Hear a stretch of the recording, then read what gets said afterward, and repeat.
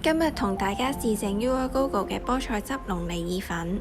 首先準備好以下嘅材料：龍脷柳同埋菠菜切碎，調製白汁，先將牛油煎溶，然後加入麵粉慢慢炒熟至糊狀，再加入牛奶慢慢攪拌順滑。魚柳呢就點上粉漿，然後炸到金黃色。煮好意粉之後，就加入白汁、意粉、菠菜同埋龍脷柳，輕輕撈好，170度再焗10分鐘，咁就得㗎啦。